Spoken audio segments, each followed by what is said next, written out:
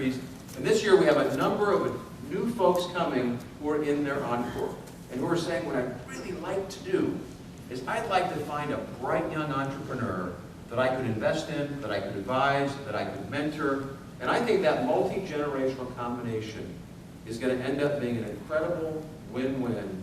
In the same way it is here for all of the students and for Jerry, and providing the opportunity for experience and guidance and mentorship to couple the incredible energy and passion and enthusiasm that all of you have.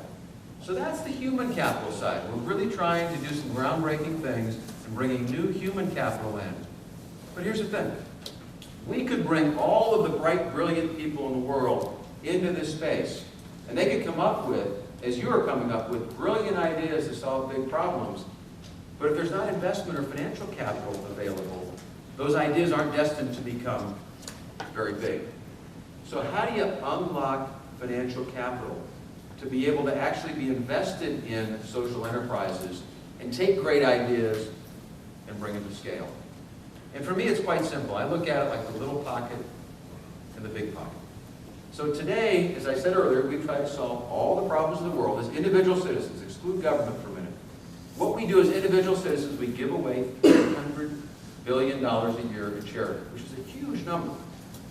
However, that's the little pocket when compared to the $15 trillion that collective Americans have in investment accounts. Now I know, first of all, it's a huge number, and you guys are all saying, yeah, but I don't contribute to that. Well, you will. You will. Give it 3 to 5 years. You'll all start. You'll find your 401ks, other accounts start growing. You'll become part of that big number.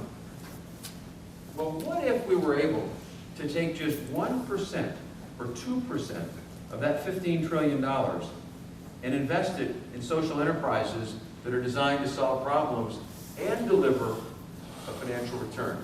We could double the amount of money that we're applying today. Well, how do we do that? One, we create investable enterprises. We invest in social entrepreneurs to equip them the same way we're doing here at Pacific. We work with the Encore Group. We find people coming up with great solutions, and we create investment funds and vehicles so that people can actually invest in them. It's interesting. I have a new venture called Impact Assets. It's a nonprofit financial services company that I founded with the Calvert and the Rockefeller Foundations. It's interesting. I gave this presentation about a week ago to a group from Wall Street in New York. And when I got to the Nonprofit Financial Services Corporation, it was like during the headlines. But wait, I had to stop, say it slowly. Nonprofit Financial Services Corporation. So we're a company that's going to design and build investment funds, but we're going to do it for the world, not in the world. We're going to do it in a way that's sustainable, but that's nonprofit and drives our profits back in to the enterprise. So we did some research, and we said, is there actually a market within this $15 trillion of investor capital for people that are interested in doing things that are doing good and doing well, investing in something that earns a financial return and solves a social or environmental problem? And interestingly, 48% of the respondents, these were all wealthy, affluent individuals, 4,000 we surveyed, were interested or very interested in learning more about how to do that. They really liked the idea. Then we asked how many were actually doing it. And the result was a fraction of 1%, almost so small that it was insignificant. So then we asked the key question, well, wait a minute, if you're interested, you're not doing it, why not? The single number one reason was, I work with a financial advisor who advises me on where to invest my money, and my financial advisor has never brought this up with me before. So again, a light went on, a connection was made, that's the industry I've been in. So Impact Assets' goal is how do we unlock that capital? By educating financial advisors, by building products that they can offer, and by working with them to understand that it's actually possible to solve problems using business models, harnessing the capital markets, that it's possible to do good and do well concurrently. So that's the virtuous circle. Now I know that, again, if I come back in 5 years, maybe the circle will become a trapezoid or a hexagon.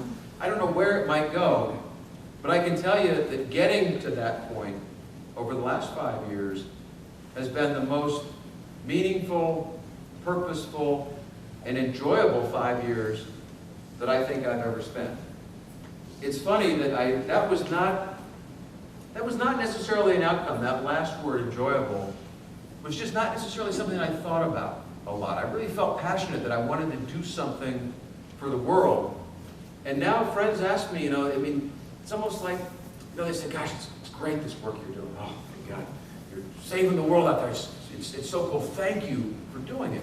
It's like, don't thank me. I'm having the time of my life. I'm having fun.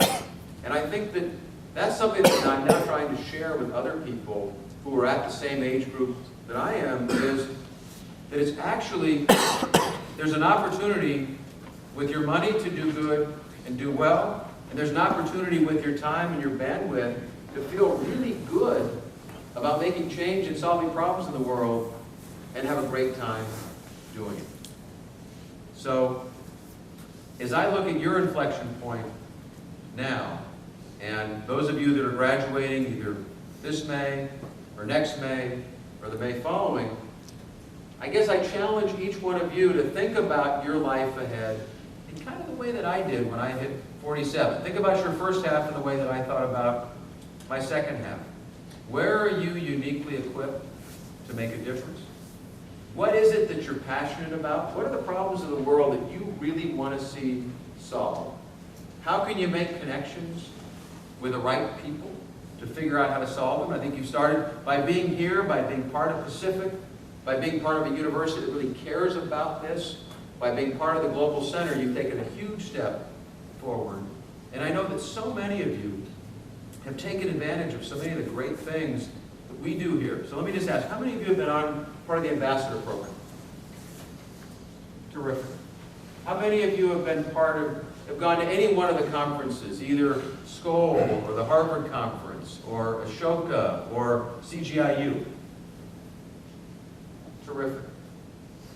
Those are, I think, the greatest opportunities going to see the landscape, to figure out who's out solving problems, to meet people, to make connections. It's funny, I shared, the first time I ever spoke to students here in 2006, we kind of christened the center. I said, one of the things that dawned on me really quickly was this type of center never existed when I was an undergraduate. And ironically, I went to Cal Berkeley, right, where you would think that something involved with social purpose, if it was anywhere in the country in 1977 when I started college, it would have been there. Well, interestingly, that generation was still finishing up the protests of the 1960s, right? We still had the 29-year-old non-student hippies out in Sproul Plaza protesting whatever was the protest of the day. What's really inspiring about your generation is you're looking to be problem solvers and change makers. And what's inspiring to me about what we're doing at the Global Center is we're giving you that opportunity, ready, fire, aim, to get out and test, be out in the field, be at the ambassador program, be part of the IDP group giving advice to nonprofits, doing things here in our local community. Again, I wonder where I might have been in my first half had I had this opportunity as an undergraduate in 1977. I'm glad that I found it in my second half, while I still have 30 years, hopefully, knock on wood, of good time available to be able to make a difference. But I'm just so inspired by all of you that are finding this in your first half and looking at the careers that you want to have, the vocations, etc., and looking at it from a perspective of how can I really do something that changes the world. When I spoke to my first student group, just to close, I said, what was so inspiring was a group of freshmen, all 18 years old, coming on campus, said, what's so inspiring is you guys are coming on campus and you all want to change the world. And you're actually naive enough to think you can do it, which of course means that you're absolutely going to be able to. So, thank you for the time tonight, and thank you for, from President Ibeck, everybody else at the university, thank you for the support. I've now seen enough other universities around the country and to know and appreciate and understand that centers like the Global Center don't get built and maintained and grown without really strong support from the top of the university. And so I'm proud to be a member of the Board of Regents here, fellow Regent Randy Hayashi, I see in the front row, who's been a huge supporter as well of the Global Center. And I'm just really proud as well to be on the board of the Global Center and to be able to support the great work that all of you are doing. So thank you for the time.